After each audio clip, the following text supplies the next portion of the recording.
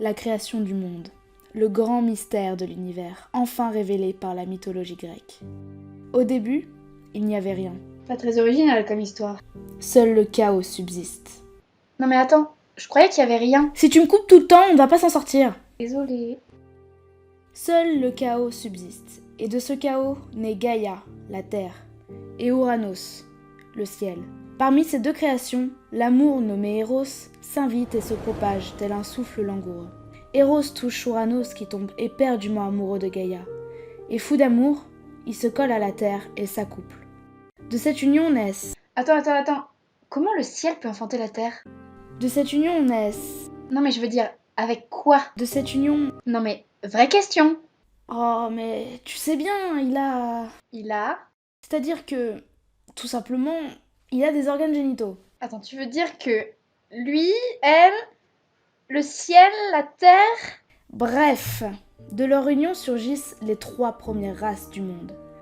Les Cyclopes, au nombre de 3, Brontès, le tonnerre, Stéropès, la foudre, et Argès, l'éclair.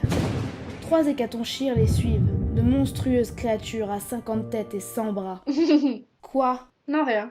Ce sont les hécatonchires qui te font rire? Non, vas-y, continue. Tu en étais à la 3e progéniture d'Ouranos et Gaïa. La 3e race ne sont autres que les titans, ils sont 12. Tous se trouvent sous la terre, leur mère, écrasés par le ciel qui ne laisse jamais sa femme au repos. Gaïa, épuisée, demande l'aide de ses enfants afin de se libérer de son époux. Cronos, l'un des titans, répond à l'appel, et sa mère lui donne une faucille en silex afin qu'il les libère tous.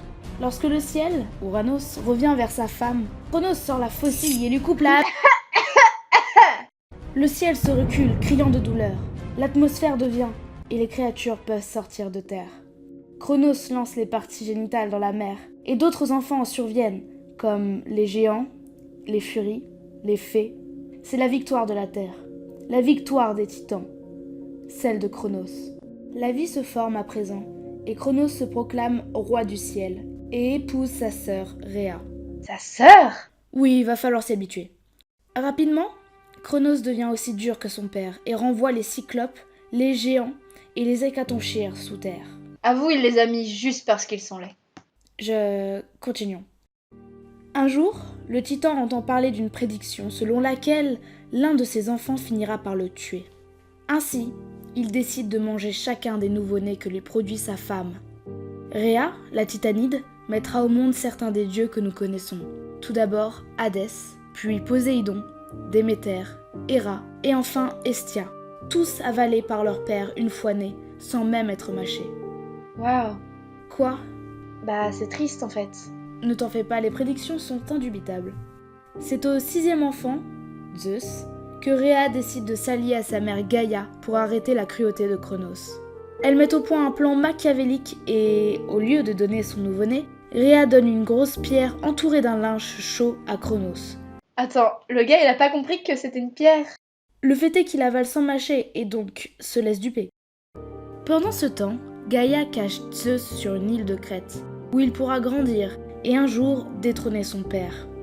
Durant son enfance, Zeus se nourrit du lait d'une chèvre nommée Amalthée. Grâce à elle, il devient rapidement grand et fort. Si fort qu'en voulant jouer avec elle, Zeus la pousse violemment contre un rocher et l'une de ses cornes se brise. T'abuses! Mais Zeus ne le laisse pas comme cela. Et pour se faire pardonner, il change sa corne en lui donnant le pouvoir de faire apparaître toute la nourriture que l'on souhaite.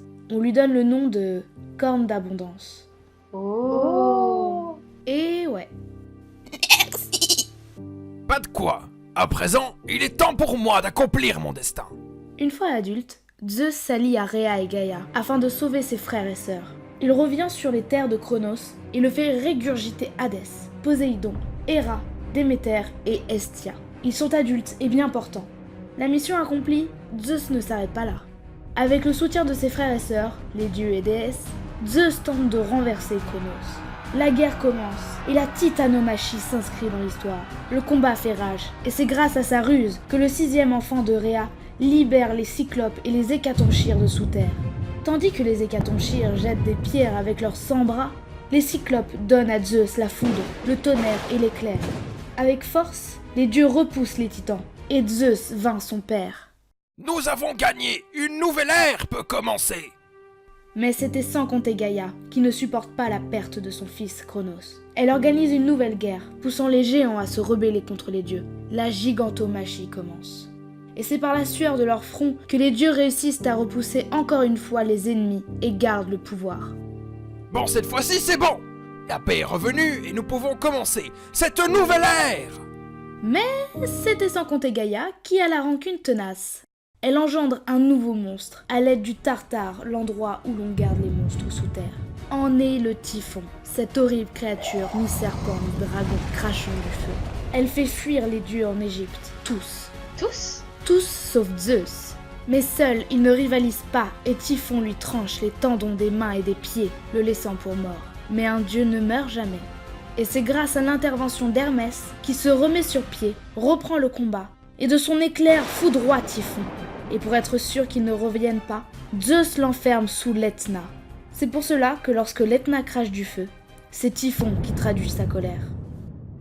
Une fois la guerre finie, Zeus voit revenir les dieux. À présent, notre règne commence officiellement. Mais Encore Gaïa? non, c'était pour rire, ils ont fini par gagner.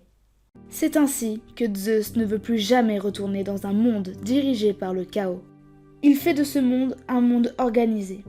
Pour les Grecs, on parle de cosmos. Il divise alors le monde en 3 parties distinctes, dirigées par chacun de ses frères. Zeus se proclame dieu des dieux et des hommes, sous le regard entendu des autres. C'est simple, c'est moi le chef, alors je prends la responsabilité du ciel et de la terre. Zeus? Et nous alors? Demande Poséidon. Vous m'avez aidé, alors il est normal de vous récompenser. Toi, Poséidon, tu contrôleras la mer et les océans, grâce à ton trident. Ça me semble correct. J'en prendrai soin. Répond-il. Moi? Intervient Hadès. N'ayant plus la possibilité d'obtenir ni le ciel, ni la terre, ni la mer, Zeus décide finalement.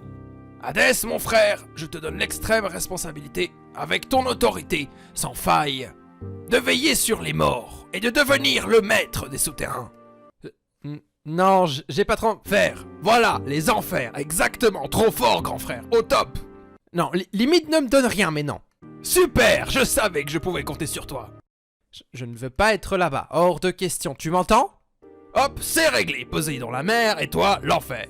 Non, tu ne comprends pas en fait, c'est mort. Tout à fait d'accord, c'est mortel. Allez, merci. Réunion terminée. Conclut Zeus. Et c'est ainsi que la mythologie, telle que nous la connaissons, est née. Eh bah, c'était une bien chouette histoire. Merci.